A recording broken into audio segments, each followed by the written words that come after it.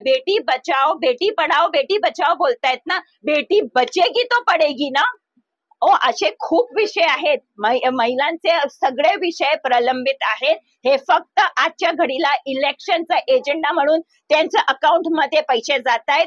महानगरपालिका ही सरकार परत आली तर महानगरपालिकेवर पर्यंत त्यांचे पैसे त्यांना मिळणार. त्यानंतर आम्ही पण आहोत आणि ते पण आहेत. बेटी बचाओ बेटी पढ़ाओ हे सांगतात, मात्र बेटी बचेगी तभी तो पढ़ेगी हे या सरकारला का कळत नाही. फक्त निवडणुकांसाठी आणि मतांसाठी एक राजकीय अजेंडा म्हणून या सरकारनं ही लाडकी बहीण योजना राबवली आहे. आणि पुन्हा जर सत्तेत हीच सरकार आली तर स्थानिक स्वराज्य संस्थांच्या निवडणुकांनंतर हे पैसे येणे बंद होणार. त्यामुळे याहून महत्वाचा विषय आणि महिला सुरक्षेचा मुद्दा घेऊन आम्ही या निवडणुकीला सामोरे जाणार असल्याचे महाराष्ट्र नवनिर्माण सेनेच्या सरचिटणीस शालिनी ठाकरे यांनी सांगितले आहे. आणि याच वेळी या शिंदे फडणवीस पवार या त्रिशंकू सरकारवर सडकून टीका केली. सर्वप्रथम आमचे मुरबाड विधानसभेची जी महाराष्ट्र नवनिर्माण सेनेची अधिकृत उमेदवार आहेत मुरबाड विधानसभेची संगीता चेंबरकर, त्यांचं कार्यालयाचं उद्घाटनासाठी आज मी इथे बदलापूर शहरात आलेली आहे.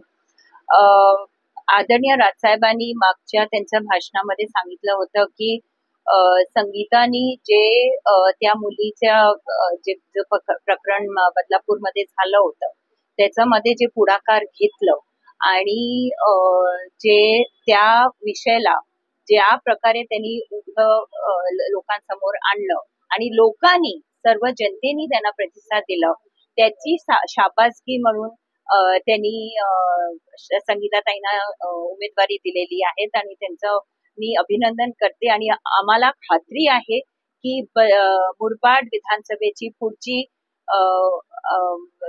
आपली आमदार संगीताताई असणारच. जे प्रश्न आपण सांगायचे तर महाराष्ट्रभर जे जनतेचे प्रश्न आहेत ते तसेच राहिलेले आहेत, हे सगळ्यांना मान्य करावंच लागेल. आणि जे सरकारवरती बसलेले आहेत, मग कुठचीही सरकार असो, ते आधीची सरकार आत्ताची सरकार, कोण कोणाबरोबर कोण कुठे, हे सगळ्यामध्ये मी जाणार नाही. कारण त्यांना दुसरं कामच नाहीये, त्यांना फक्त सत्तेमध्ये यायचं आहे. लोकांचे जे जनतेचे जे प्रश्न आहेत त्याच्यावरती अजिबात लक्ष घालायचं नाहीये, घातलेलं नाहीये. त्यामुळे कुठच्या प्रश्नावरती आम्ही सांगावं बोलावं हे आम्हालाच प्रश्न पडलेला आहे.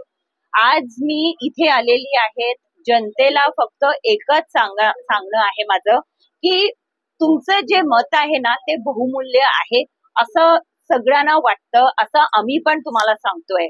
पण ते आजच्या घडीला ते बहुमूल्य राहिलं आहे का? कारण लोकांनी गृहीत धरलेलं आहे तुम्हाला. जसं आदरणीय राजसाहेब पण नेहमी म्हणतात की जनतेला ते मतदारांना गृहीत धरलेलं आहे आणि आता कुठेतरी वेळ आलेली आहे की आपल्याला बदल आणायचा आहे, आपल्याला बदल करायचा आहे. आणि इथे एक युती आहे, महायुती आहे, एक महाविकास आघाडी आहे आणि त्याच्यामध्ये आपले आदरणीय राजसाहेबांचं महाराष्ट्र नवनिर्माण सेना पक्ष जे आधी जसं होतं ते आजही तसे आहेत. कोणाची युती नाही, कोणाची आघाडी नाही, स्वतंत्रपणे लढतायत आणि कुठेतरी एक सक्षम पर्याय म्हणून आम्ही सगळे तुमच्या समोर आलो आहोत. आणि प्रत्येक महाराष्ट्र नवनिर्माण सेनेच्या उमेदवाराला जनतेने प्रतिसाद देऊन विधानसभेमध्ये पोहोचवलं पाहिजे अशी मी विनंती करायला. मुरबाड विधानसभा मतदारसंघाच्या उमेदवार संगीता चेंदवणकर यांच्या जनसंपर्क कार्यालय उद्घाटनाला बदलापुरात त्यांनी उपस्थिती लावली होती आणि त्याचवेळी त्यांनी सरकारवर आपली जहरी टीका केली. जनतेनी ज्यांना त्याच्यामध्ये खरंच लक्ष घालायचं होतं त्यांनी महाराष्ट्र नवनिर्माण सेनेची आदरणीय राजसाहेबांनी जी प्रसिद्ध केलेली ब्लूप्रिंट होती ती पाहिली आहे. आणि जे काय मुद्दे आदरणीय राजसाहेबांनी 2014 मध्ये सांगितले होते त्यांच्या ब्लूप्रिंट मध्ये ते आजही तसेच आहेत. कारण त्याच्यावरती दुसऱ्या पक्षांनी काहीही काम केलेलं नाहीये. आज इथे आपण जे मोठा विषय बोलतो आणि संगीताताई आता नाहीये की आता कार्यरत झालेले आहेत, ते इतके वर्ष पक्षाच्या स्थापनेपासून कार्यरत आहेत. वेगवेगळ्या बदलापूर शहराचे आणि मुरबाड विधानसभेचे त्यांनी मुद्दे घेतलेले आहे आणि महिला सुरक्षण हा विषय, सुरक्षतेचा विषय इतका गंभीर झालेला आहे. पण आज तुम्ही मला सांगा, कुठचा राजकीय पक्ष त्याच्यामध्ये लक्ष घालतोय? आज शक्ती कायदा कधीपासून आपण ओरडतोय, कोण त्याच्यामध्ये लक्ष घालतोय? आणि त्यांनी ज्या प्रकारे तो विषय हाताळला, त्यांचं खरंच मनापासून आभार मानते. लेडी स्पेशल जे कल्याण पासून बदलापूर पर्यंत यायला पाहिजे, त्याची मागणी त्यांनी कधीपासून धरून ठेवलेली आहे. असे अनेक विषय आहेत ज्याच्यावर महाराष्ट्र नवनिर्माण सेना काम करते आहे आणि कुठलाही पक्ष अजूनपर्यंत त्यांनी त्या विषयाला न्याय दिलेला नाही. आणि माझी फक्त एवढी विनंती आहे की सक्षम उमेदवार तुमच्या समोर आणले आहेत, त्यांना विधानसभेमध्ये जनतेचा आवाज म्हणून पोहोचवलं पाहिजे. महिला सुरक्षा आणि महागाईचा प्रश्न बाजूला ठेवून लाडकी बहीण योजना राबवून महिलांना तुटपुंजी आर्थिक मदत दिल्याचा आव हे सरकार आणत आहे. मात्र जनता ही भोळी नाही तर जाणकार आहे. राज्याला हे महायुतीचं आणि महाविकास आघाडीचं भकास सरकार नकोय.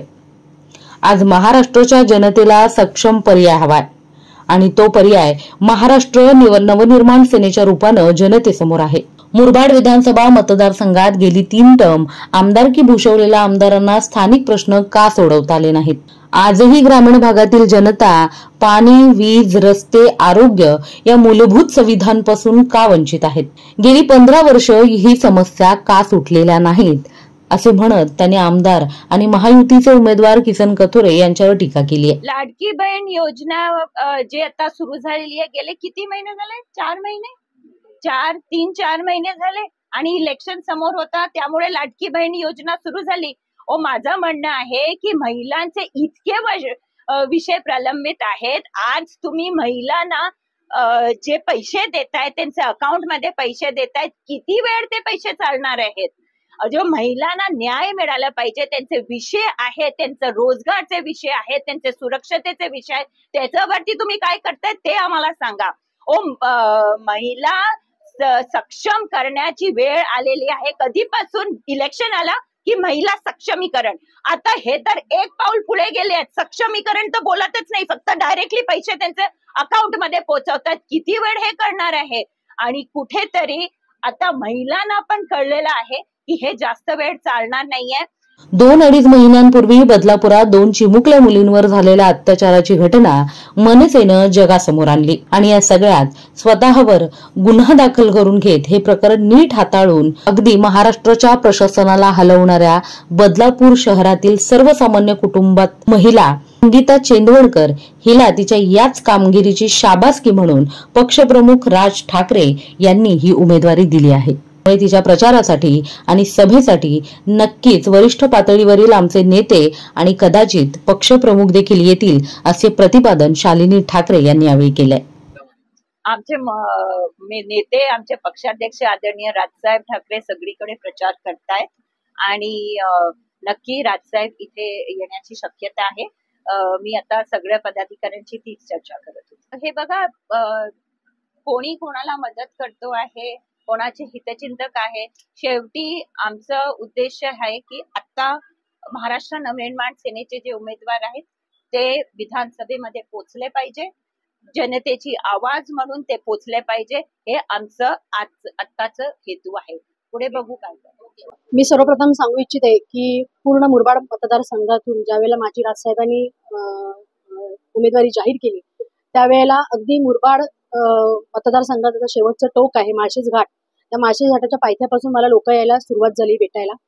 लोकांचं पण म्हणणं तेच आहे की विकासाच्या नावाखाली यांनी जो काही खेळखंडोबा मांडला आहे, अगदी माळशेज घाटाचं शेवटचं जे टोक आहे ते जे गाव आहे त्या गावातली लोक मला जेव्हा भेटायला आली, त्या गावामध्ये अशी परिस्थिती आहे की 15 वर्ष झाली तिथे पाण्याची टाकी आहे पण त्या टाकीमध्ये पाणी नाही. म्हणजे एवढी भयानक परिस्थिती. म्हणजे स्मार्ट सिटी म्हणा किंवा विकास म्हणा तर हा नक्की कुठे आहे, हा एक सगळ्यात महत्वाचा मुद्दा आहे.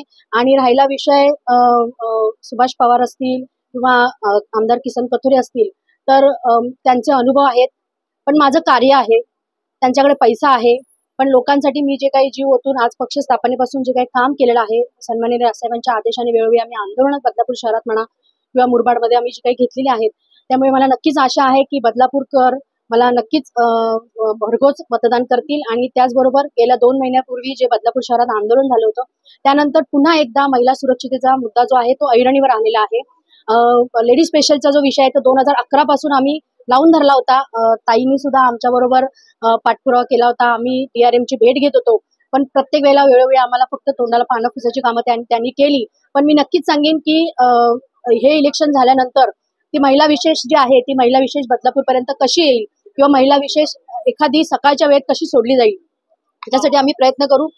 गेल्या 8-15 दिवसापूर्वी एक अंबरनाथला एक मुलगी ट्रेनमधून पडली. खरोखर ही दुर्दैवाची गोष्ट आहे. जेव्हा एखाद्या घरातली मुलगी किंवा एखादा मुलगा ज्यावेळेला ट्रेनमधून अपघाती मृत्यू होतो त्यावेळेला त्या कुटुंबावर काय परिस्थिती निर्माण होते त्याचा अनुभव मी सुद्धा घेतलेला आहे. माझा सुद्धा भाऊ ट्रेन ऍक्सिडेंटमध्ये गेलेला आहे. त्यामुळे मी भविष्यामध्ये ह्या विषयावरती नक्कीच हात घालीन. सॅनिटरी नॅपकिन वेंडिंग मशीन असेल, आमच्या ज्या सचिटीज आहेत शालिनीताईंनी तो मुद्दा लावून धरला होता आणि महाराष्ट्रामध्ये पूर्ण शासन निर्णय तो झाला होता पारित की सॅनिटरी नॅपकिन वेंडिंग मशीन जे आहेत ते सर्व शाळांमध्ये लागले गेले पाहिजेत. आम्ही वेळोवेळी विद्यार्थी सेनेच्या मार्फत अंबरनाथ तहसीलदार असतील किंवा अंबरनाथ गट शिक्षण अधिकारी असतील यांच्याकडे मागणी केली होती. बऱ्याचपैकी शाळांमध्ये त्या लागलेल्या आहेत आणि बऱ्याच शाळांमध्ये लागलेल्या नाही, तर त्याचा सुद्धा आम्ही भविष्यात पाठपुरावा करू. आणि महिला रोजगार किंवा MIDC ज्या आहेत मुरबाडमध्ये त्या बऱ्यापैकी बंद आहेत, त्या चालू होणं फार गरजेचं आहे. रोजगाराचा मुद्दा सुद्धा आहे. मुंबईच्या दिशेने वाटचाल करणाऱ्या ह्या बदलापूर शहराला कोणी वाली राहिलेला नाहीये. त्यामुळे मी बदलापूरकरांना विनंती करीन, मुरबाडकरांना विनंती करीन की नक्कीच सन्माननीय राजसाहेबांनी एक पर्याय म्हणून तुमच्यासमोर उमेदवार ठेवलेला आहे, तर नक्कीच मला भरघोस मतांनी निवडून आणा. रोहिणी जाधव, बदलापूर.